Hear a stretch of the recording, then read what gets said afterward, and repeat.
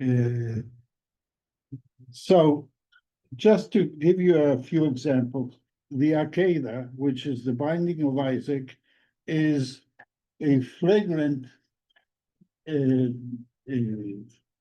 chapter in the book of Genesis, chapter 22. Actually, we read it on Rosh Hashanah, the second day.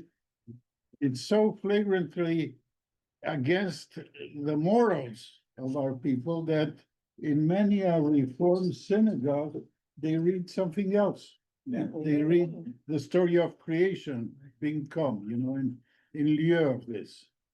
And in some conservative synagogues also, they have made, not many, but made that change because it's an affront to the senses. But many of you have been for high holidays for 21 years when I was the rabbi here, and every day, every Rosh Hashanah on the second day, I had to give a little Dvar Torah on the binding of Isaac and how, and I think I tried not to repeat myself, though since people forget, that's a plus on the side of the rabbis, that they repeat every now and then. But it's a very impressive story. What does God say to Abraham? Lech lecha, get up in the morning, or no, go to the place I will tell you, and there, kach et bincha et yechidcha et Yitzchak. Take your son, your only son, Isaac, because he had other sons that were the only sons from other mothers. Isaac, pinpointing. Don't come with any arguments that I mean somebody else. Isaac, and Eleu Sham Leolah, and offer him as an offering, as an olah, as a holocaust, basically, a burnt offering. And what does Abraham do? Vayashkem Avram baboker. Abraham grows up early in the morning before his wife woke up. The wife is not mentioned.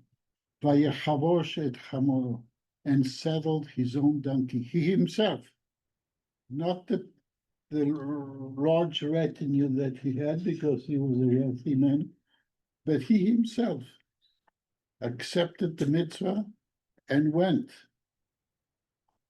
And the story, at the last minute, the angel says, whatever, repeats it, but he obeyed blindly. Can you imagine? None of us have children. We would do that.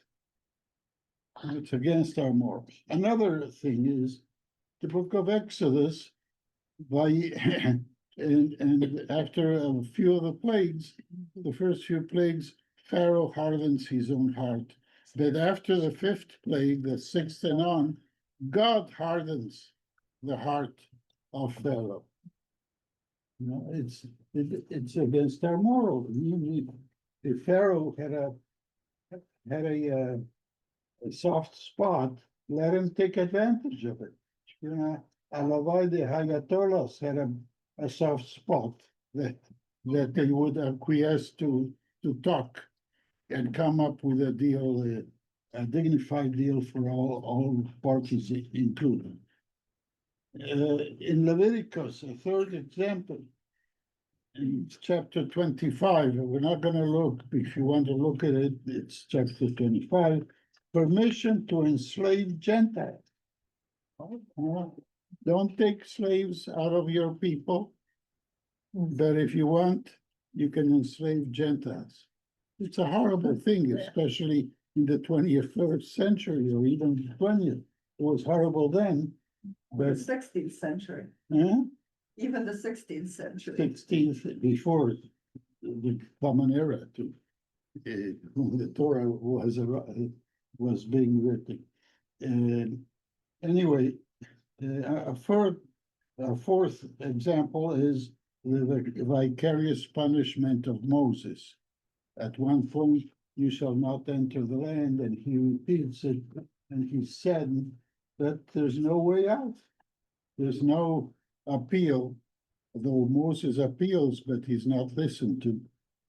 The fifth example, there are many more, is the fate of the Canaanite nations. This Deuteronomy chapter 20. You shall conquer it, get rid of all the males, and you can, do whatever you want with the children and the females. And a sixth example is the Haftorah that we read on Shabbat Zachor, a few Shabbatot before Pesach, or actually the one before Purim, Shabbat Zachor. Remember what the Amalekites did unto you. Lo tishkach, do not forget. No? And the Haftorah is about the war against the Amalekites that King Saul, the first king of Israel, is conducting. The prophet in those days is Samuel, and he tells Saul, get rid of everybody. This is an extermination war. And lo and behold, he wins the war, Saul wins the war. And he was told also get rid of all the animals, all the sheep and so on. Nothing will be left. So Saul has Rachmanos, he has pity on the sheep and pity on the king. So at the end, Samuel comes over and they meet after the war, and Saul says to Samuel, here I am, I did what you told me to do. So he says, what's this noise? The sheep I hear and so on. Oh, I save them to offer them unto God. Yeah, many people think Saul was a good neshama. He was a good soul. He wanted to please God and also, help his people with some of the booty, whatever it was, and he spared the king as a prisoner of war. Basically, he might exchange it for other things in a future date. Samuel was implacable. And he says a very famous phrase. It's a busha, it's a shame on you, because even if you think of yourself as a small person, Rosh Shiftei Israel, you're the head of the tribes of Israel. You're the king. What do you think you're doing? The verdict of the readers is he was trying to do good. He had some pity. And so Samuel tells him right then and there, God will get rid of you and put as king somebody better than you, which is his arch enemy, David. Anyway, these are just a few examples. There are many others that you can find that are an aberration from the point of view of our society and our things. So how do we deal with this? And halacha also is very important. And as you know, the halacha is not fixed, but it is in the hands of the sages. Who determines what the halacha is when the text of the Bible is not clear? One example would be Shabbat. So, Shabbat lo tebal ruesh. You shall not kindle any fire on the Sabbath, and you do no manner of work. You, your family, your slaves, everybody, day of rest once a week. So they had to determine what is work and what's not work. And somebody had to set this. So the rabbis arrogated unto themselves this thing. And for this, I have here a document, and that is the second document. The second page is, it says Baal Metzia 59b. The sages there was an oven, and there was doubtful if that oven was kosher or not kosher. The problem is not that important. The important the importance of this is how the rabbis reacted. It's a very well-known story. I'm sure everybody learned it in Hebrew school, in at least pieces of it.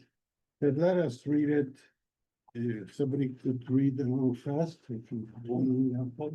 Yeah, bottom of CO 59A. If one cut an earthenware oven widthwise into segments and place sand between each and every segment, Rabbi Eliezer deems it ritually pure. Because of the sand, its lepa status is not that of a complete vessel, and therefore it is not susceptible to ritual impurity.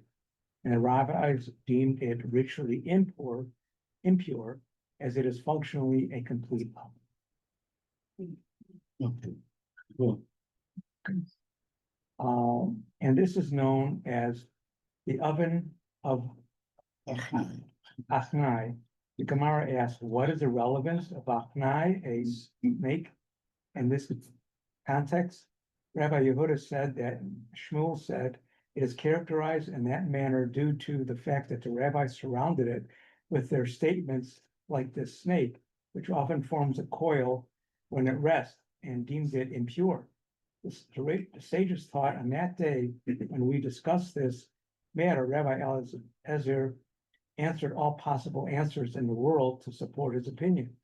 But the rabbis did not accept his explanations from them. The majority. It says the rabbis is the majority. Okay, After failing to convince the rabbis logically, Rabbi Eliezer said to them, if the halakha is in accordance with my opinion, this carob tree will prove it.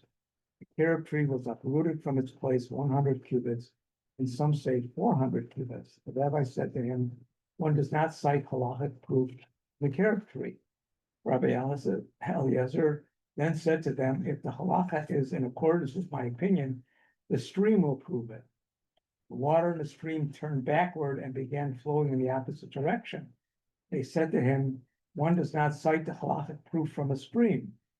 Rabbi Eliezer then said to them, if the halakha is in accordance with my opinion, the walls of the study hall will prove it. The walls of the study hall leaned inward and began to fall. Rabbi Yehoshua scolded the walls and said to them, if Torah scholars are contending with each other in matters of halakha, what is the nature of your involvement in this dispute?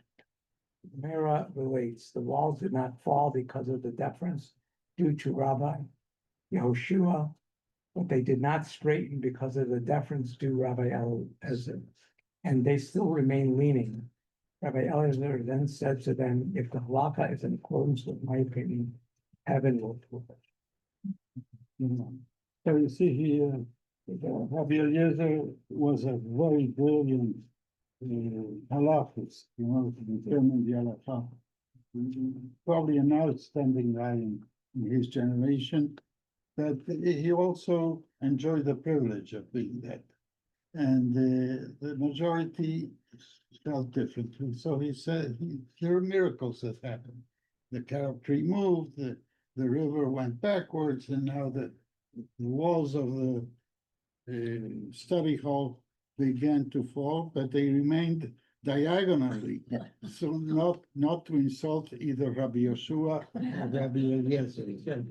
The middle position, okay. Next page, yeah. A divine voice emerged from heaven and said, why are you differing with Rabbi Eliezer, as a halakha is in accordance with his opinion in every place that he expressed an opinion? Rabbi Yehoshua stood on his feet and said, it is written, it is not in heaven. The Gemara asks, what is the relevance of the phrase, it is not in heaven? In this context, Rabbi Yirmiyah says, since the Torah was already given at Mount Sinai, do not regard a divine voice as you already wrote on Mount Sinai in the Torah after majority to incline. Yeah, it is not in heaven. In Hebrew, it says, Lo b'shamayim. The Torah is not in heaven. It's a passage from Deuteronomy. Okay, so it's a majority of the rabbis disagreed with Rabbi Eliezer's opinion. The halacha is not ruled in accordance with his opinion. The Gemara relates, years after Rabbi Natan encountered Elijah, prophet, and said to him, "What did the Holy One blessed do at that time?" And Rabbi Yeshua issued his declaration. Elijah said to him, "The Holy One, blessed be he," smiled and said, "My children are triumphant over me. My children have triumphed over me." Okay, thank you, that's it. Okay. Yeah, so it's a midrash, you know, it's a fantastic story. People spoke with Elijah supposedly because according to our tradition, Elijah never died. That's why he comes to our seders every year to drink a little bit of wine. And it's at the Kiseh Shel Eliyahu, on the seat for Elijah at the Brit Milah, and many other things. But he's going to be the forerunner of the Messiah, according to tradition.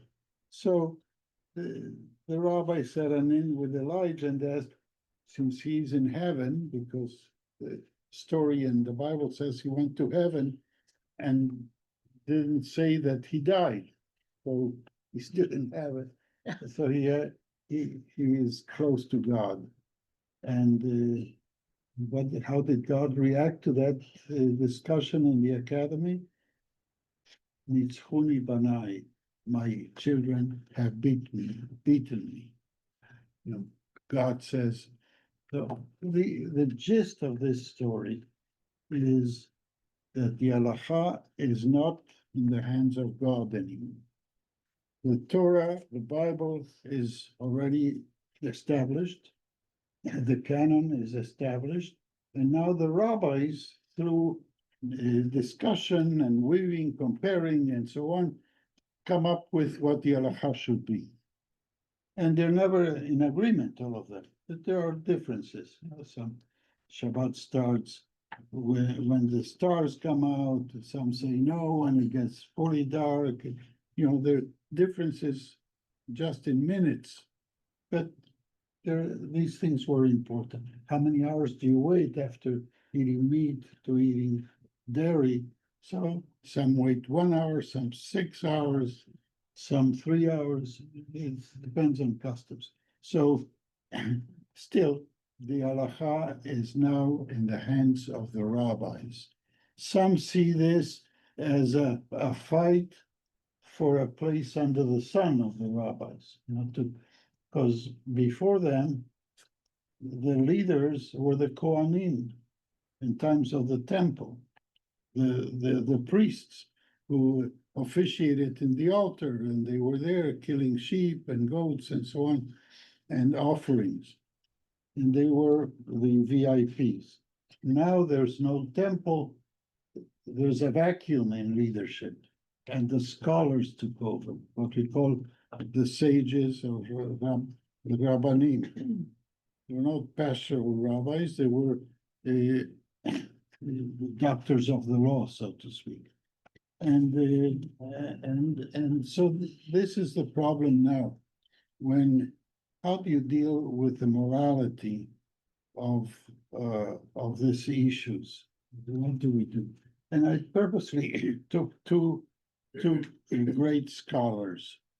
Yeshayahu Leibovitz was born in Riga in 1903, I think, and died 90-some years later, still in the 20th century in Jerusalem. Was a great scholar, a chemist, a professor of chemistry, but also a philosopher, and a very observant Jew, to the point that he went to the extreme. And he said that both reason and revelation are sources of ethics. You know, we can get the ethics and morality from scripture, but also from living, from observation. And this was recognized by many authorities before the modern period, even Maimonides or Saadia in his own times and so on. And reason is an indispensable source of morality. Now, for Leibovitz, the religious authenticity is achieved by the decision to accept the yoke of divine commandments and not through independent investigations of God's law or the acceptance of certain truths and claims. The real religion is to observe blindly, not to get a kick out of the religion, not to get some pleasure, but the commandment is to praise God, to worship God. It's a theocentric, absolutely theocentric or God-centered religion. Human being is not that important. The important thing is to obey, like Abraham obeyed with his son. And before I continue, let's read the other document. This is the first page. Anybody else wants to read the? Okay. Okay. The first page. Charles Shapiro. Yeah. That's funny. Reshit Rabbi 56:4. Isaac said to Abraham his father, he said, my father. He said, here I am, my son. He said, here are the fire and the wood, but where is the lamb for a burnt offering? Isaac said to Abraham his father, he said, my father. Samuel came to our patriarch Abraham. He said to him, Samuel is like an envoy from the devil. Samuel. he said to him, old man, have you lost your heart? Are you going to slaughter the son who was granted to you as at the age of 100 years? He, Abraham, said to him, it is with this understanding that I am going. He, Samuel, said to him, if he were to test you beyond this, would you be able to withstand it? If a matter tries you, will you be overwhelmed? In Job. He, Abraham, said to him, I will comply, even if it is beyond this. He said to him, tomorrow he will tell you that you are a shedder of blood because you shed the blood of your son. He said, it is with this understanding that I'm going. Since Samuel saw that, it was to no avail. He turned to Isaac. He said to him, son of the despondent woman, he is going to slaughter you. He, Isaac, said to him, it is with this understanding that I am going. He, Samuel, said to him, if so, all the finery that your mother crafted for you will go as inheritance to Ishmael, the one hated in her household, and you do not take all this to heart. If a word does not enter completely, it enters halfway. That is what is written.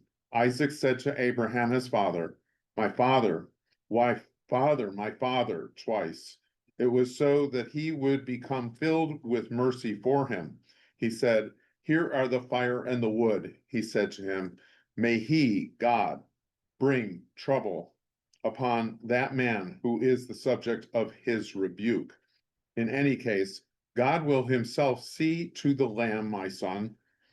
By this he meant, and if not, if God will not provide a lamb, you yourself will be the lamb for burnt offering. Abraham said, God will himself see to the lamb for a burnt offering, my son, and the two of them went together. The two of them went together, this one to bind and the other one to be bound, this one to slaughter and the other one to be slaughtered. Very disturbing.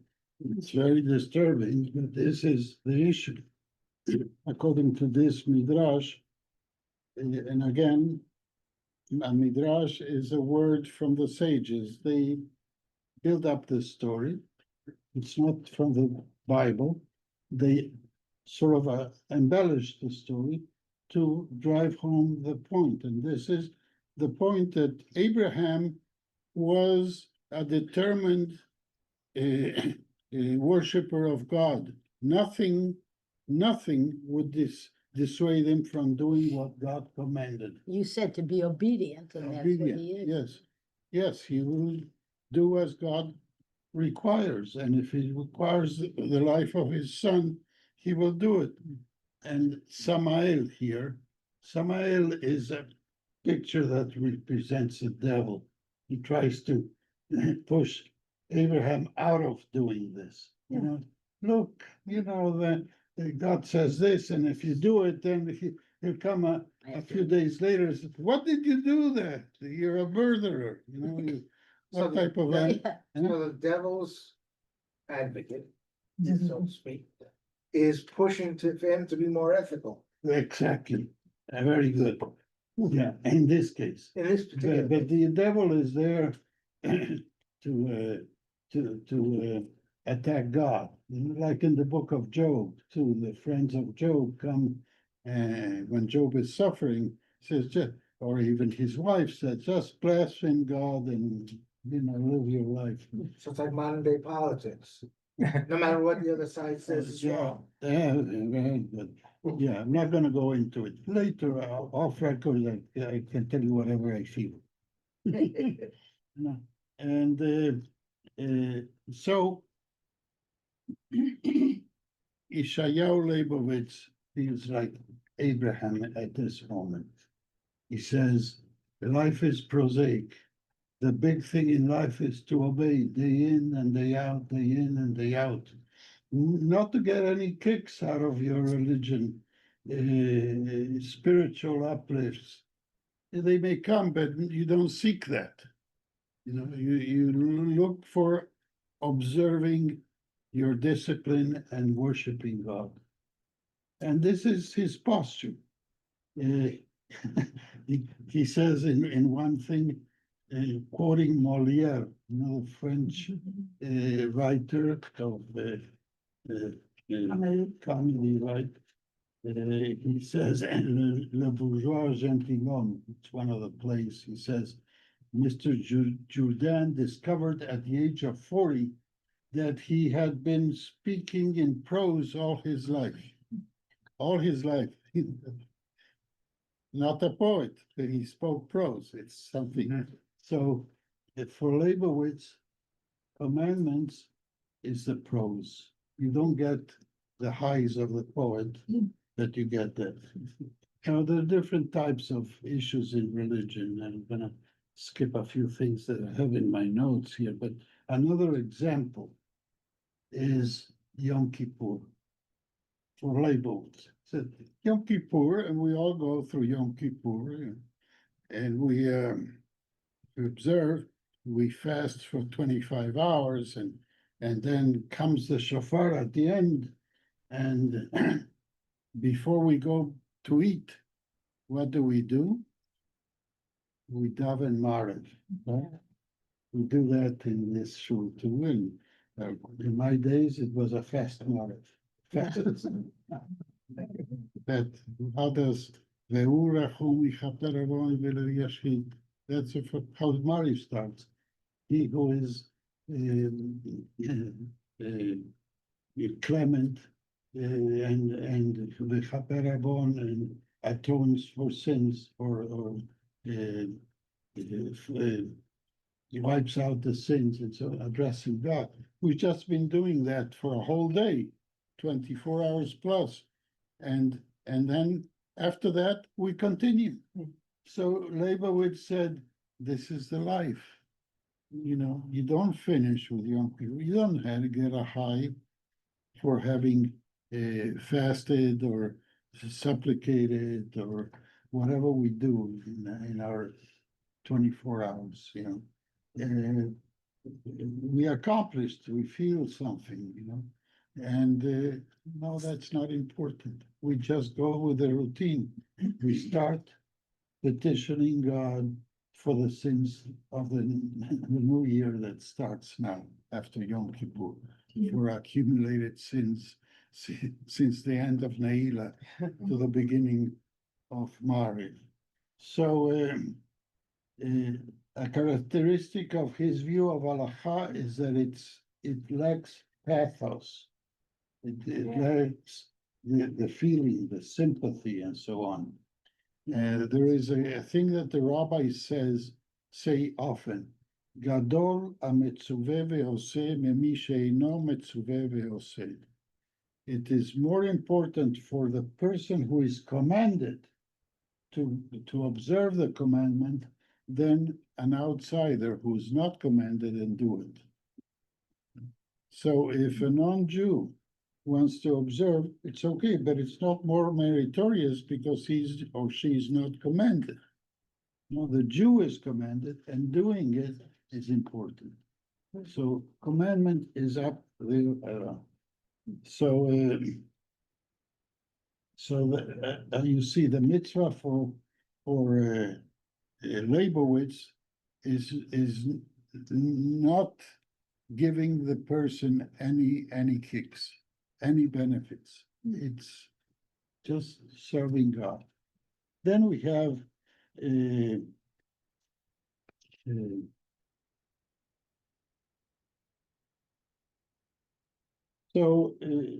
Leibowitz endorses the concept of normative conflict between religion and morality, like in the Akedah. And he by renouncing the individual values in front of God's command. So it's state geschrieben, you say, this is the law, you have to do it. Even if morality tells you no. Rabbi, Yeah. I need to back up for a minute. This business that you just said, I might have misunderstood. That it's more important if you're commanded to do something, to do it, than if you do it, not commanded to do it. Now, I'm just gonna put it in simple words as a mother. To me, if my children clean their room without me demanding it, that is more important to me than if I had to demand them to clean their room. But they know. Never you want happens. them to clean their room. She knows, Ruby's telling you, they know already that you taught them years before, that they should do it on their own. And now they're doing it on their own. But you're not God, so. Anyway, Don't tell anybody. It's a good comment. Good example. But you see, the person say, I'm gonna observe the Sabbath. I'm not Jewish, but I want to observe Sabbath. Okay, if you're contemplating joining the group or converting or even trying it out, it's okay, but you're not fulfilling a mitzvah yet. You're not fulfilling a commandment. The Jew is commanded and the Jew is fulfilling. The non-Jew, the Gentile, is not fulfilling. He does it, but that's okay. Now let's go. I know that we don't have that much time, but Samuel Hugo Berman was a little older than Leibowitz. He was born around 1880 in Prague. I'm sorry, the name was unclear. Samuel Hugo Berkman. Oh, thank you. Professor also at the Hebrew University in his time in the early days of the state of Israel and pre-state as well. Both these people made Aliyah in their 20s or late 20s. And he's outright the opposite of Berkman. A very observant Jew as well, very observant Orthodox Jew, philosopher and so on. And in cases of outright conflict, the plain meaning of the text must be rejected. He says that. He's an Orthodox, very Orthodox, observant Jew. It's impossible that God would command immorality. And that's what we do. And even the rabbis in antiquity, in the Talmud did. For example, in the case of Ben Sorer More, the rebellious son, that doesn't obey what the mother and the father tell him, and he's a rebel, and there's no way of putting him in the straight path. And they go to the Kohen, and the Kohen cannot do much, and then you have to stone the guy. What a horrible thing, no? I don't think, but he was even horrible 2,000 years for the sages in the Talmud that says, Ben Savero More Lo Haya Velo Nivra. The case of the rebellious child didn't happen at all, ever. So, and many other things too, like embarrassing a woman who's suspected of infidelity by her husband. So she has to go under trial. The husband doesn't have to prove. She has to prove that she's clean by drinking a horrible beverage. And if she got sick, that's proof that she's guilty. Yeah, and terrible things. And these things are in the Bible, in the Torah. Discrimination against women is, of course, flagrant in the Torah and the Bible until our modern ages, modern times as well. Excuse me, you Mm. said it's in the Torah? Yeah. That's where she had to drink this terrible liquid? Which part of the Torah? I think it's Leviticus or. The numbers, isn't it? We just read it. Where's- Yeah, it's in the Torah. It's Yeah. the suspected wife. You look Cause at- I always thought you needed two eyewitnesses before you could be for death penalty. Well, confusing cases, but this is a suspected wife. Right, suspicion. Yeah, if she drinks the thing and she gets sick in her stomach, then she's guilty. Everybody can see it. They're not. But it's not mentioned by God, this is the test that he Yeah, requests. yes, it's mentioned. That he requested or they requested? No, it's mentioned that this is the word of God to Moses. This is what you should do. I'll definitely look that up. You have to look it up.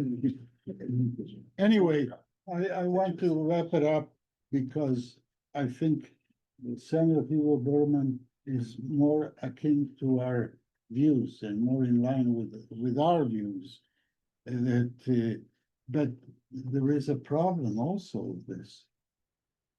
How do you correct the Torah? The Torah says it, how, and this is a difficulty, but Bergman had the courage and even the chutzpah to say, we reinterpret the Torah. And again, I say he's not doing it because he wants to be more liberal. He was a very observant person. But his sense of morality didn't allow him to persist in that type of interpretation. So to wrap it up, and then if there's time for a few minutes of discussion, the sages arrogated unto themselves the role of dictating what the law should be. The laws of kashrut, for example, it's not written in the Bible that you cannot mix, you cannot have eggplant parmesan, chicken parmesan, because it just says, "Lo tevashel gedi v'chaleva," you shall not cook a kid in the mother's milk. And from that little example, Right. they made this whole separation of dairy and meat. And what is meat? For example, meat is red meat from the big animals, the quadrupeds, that are kosher. And there was a doubt with chicken. Fish is parv, fish is neutral, but some people thought that chicken is also neutral. Rabbi Yossi Galili, the great sage from the Galil, his name was Rabbi Yossi Galili in the Talmud. His view was that chicken or fowl, kosher fowl, is parv. Because eggs in there. The eggs are parv too. And it's a whole difficult discussion. So you can imagine. And the laws of Shechita are very intricate. How to slaughter the animal and so on. Very, very complicated. but it's not written in the Torah, it had to be determined by the sages.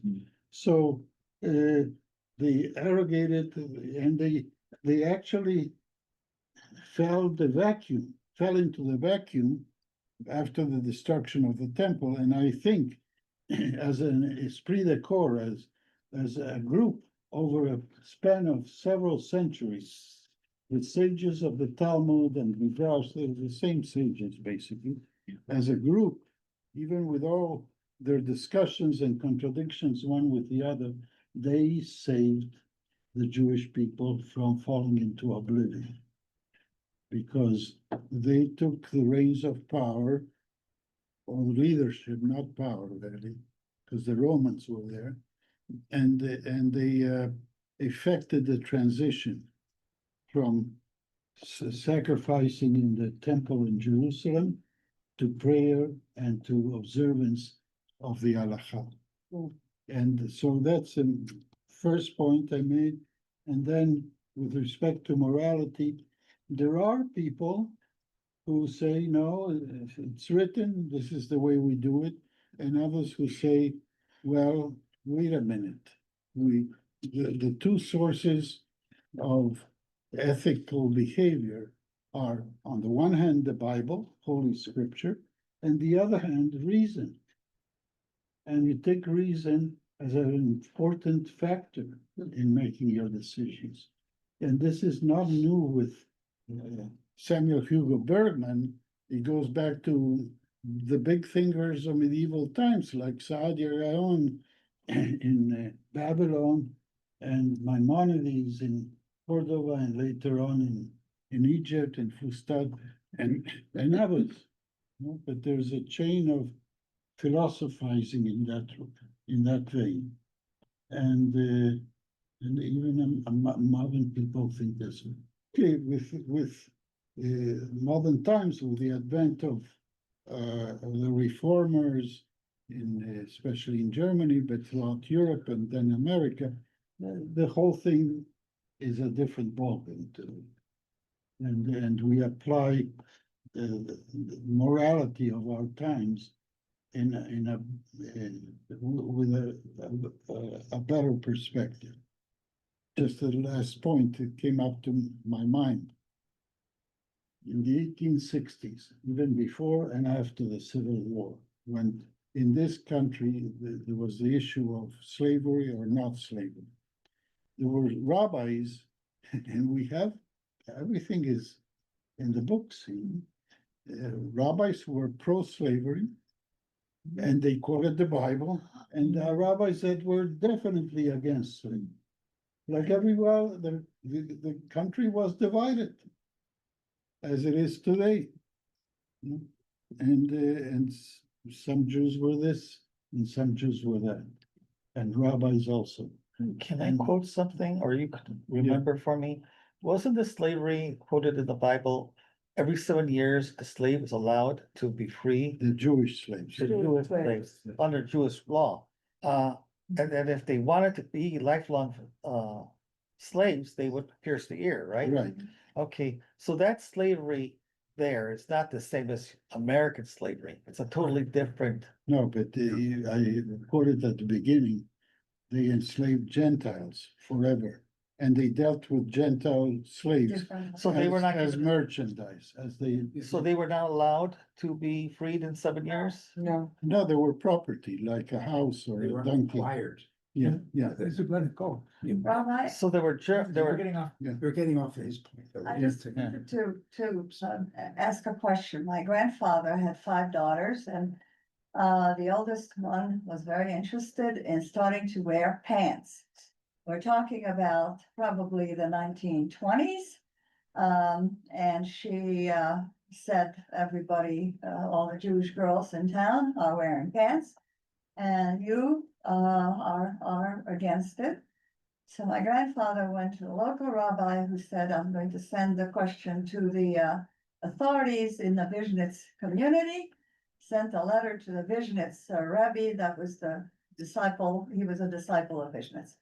And the Vishnitz Rabbi, some weeks, months later, wrote a letter and basically said, if your daughter wants to wear a pair of pants and its opening is in the front, it's clearly not allowed. Only men are to wear pants with the opening in the front. However, if the pants are tailored with the opening on the side, which is clearly done, it is a permissible and quite clear that it is not men's He clothing. was ahead of his age, that rabbi.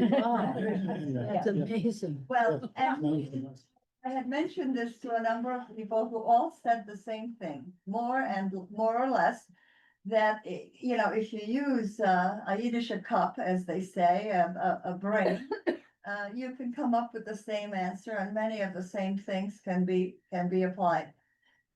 But clearly, that is not the orthodoxy that has come down in the centuries. So how does one choose between the Rabbanim who you want to go with and the ones who you might not? Yeah, well, it's that's for another meeting. Another Yeah. reason. It's a little bit off there. but It's just one Yeah. question. You were talking about our modern morality, but I think it's clear, and I think an issue is somewhat confused. But I think it's clear from what you said in your own examples, I think you may agree with this. It wasn't just modern notions of morality, but ancient, at least post-biblical notions of morality, like the rebellious son. The rabbis were very uncomfortable with their thing, and to me, what that is the Hellenistic culture that they were very much part of. I'm not saying that against it because I have complicated views about Hanukkah, but anyhow, they were definitely influenced by that idea of a general universal law and what the rules would be. And so that's quite different from the question of whether the rabbis have authority to read a text a certain way, like the oven of Achnai is not about a philosophical issue, it's about a purely ritual issue, but the authority was the Yeah, question. that's That's the issue. all I wanted to say. Yeah, But yeah, Maybe no. disagree. No, that's why I brought this example, because whether the oven was kosher or not is already forgotten. Yeah. We won't cook pizza in that oven.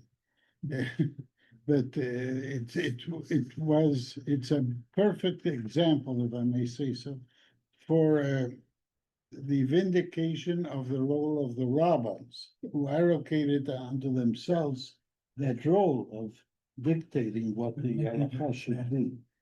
And kol hakavod, all honor to them, because otherwise we wouldn't have Judaism.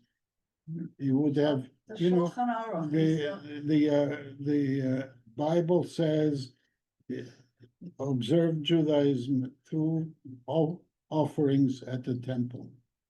Period. The rabbis adjusted to different circumstances. Many other cultures did not have the benefit of enlightened leaders that did that, but we had. I mean, I also think that even before that, after the first exile, after the first temple was destroyed, and people went to Babylonia and some to Egypt and so on, if it didn't it wasn't for the Persians, the ancient Iranians, we wouldn't have Judaism. The Persians conquered the Babylonians and let the Jews go back, and they built the second temple. If it had if that revolt by the Persians or the conquest by the Cyrus and others, it would have been a generation too later, forget about it. It happened at the right time, not too late in the exile in Persia, in Babylonia, that later on became Persia, and the Persian king was benevolent and let the Jews rebuild the temple and so on, restore the altar, and for another 500 years that continued. After the second temple, there was no hope of an immediate or soon to be restoration. The Romans did away with the basic institutions and the temple and so on. So anyway, I think it's enough for today. I want to ask you one question. When Okay. Bergman had his theory, didn't people try to argue with him and have You think that in Israel they don't argue? choose two opinions? Three opinions, to choose three opinions. Yeah. Have two, No, I- you got three opinions. Three opinions. And Just two examples, classic examples, respected scholars that had a following. By the way, Leibowitz is the brother, was the brother of Nechama Leibowitz, a great scholar in her own right, who for years wrote a weekly commentary on the Torah portion. And it was disseminated through the country, especially in the armed forces. So the soldiers, whether they were secular or religious, whatever, everybody learned a little Torah from Nechama Leibowitz. Yeah. Great, and we have in the library, unfortunately not enough utilized, but we have a collection of her commentaries by portion of the week. And they were edited many years later. There are 5 commentaries, 5 different little chapters on each week's Torah reading. And they're very nice, very traditional commentaries, but also applying it to our day and age or her day and age. I would like, What century? Was it in the 20th? Yes. 20th century. She must have died around the year Yeah. 2000 or before. Okay. I would like to say though, about the Persians, being thankful to the Persians, I think it's in the Bible that Cyrus was declared a Messiah by God at some point. And in the end, Israel being reconstituted in our lifetime shows that God has always been behind everything. So we always just need to give thanks to God to bring back Israel. I don't know if the Valley of Dry Bones refers to that, but Israel has been brought back into existence after thousands of years of being gone. This is a very interesting comment, and I don't want to belittle it, but we live after the Holocaust. And the views of all the theologians among our people are affected by God's absence during the Holocaust. God was never absent. Anyway, He's falling down on the job now. It's definitely. anyway, Job so would have it's said for- Job would have said the same it's thing. not our topic for today, No. and it's a very good topic to discuss. Yeah, And my we'll leave it for some other opportunity. Thank you very much. Shabbat shalom.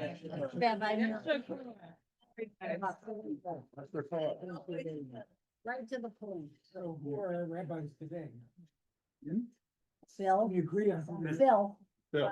Phil. If you go to Surfside, you know who his picture is up on the flagpole. Near Coffee seats. We need that. Mayor, Remember with all- Yeah. Rabbi, so far in modern times, a lot of the interpretation depends on whether you think by God or by inspired men. So if you think that it's written by God, you would have to sort of have blind adherence, but if you think it was written by inspired men, you got leeway. Pardon me? It's- I used to listen to, but people fell out of favor, would say, I follow you, and I follow the principle because I'm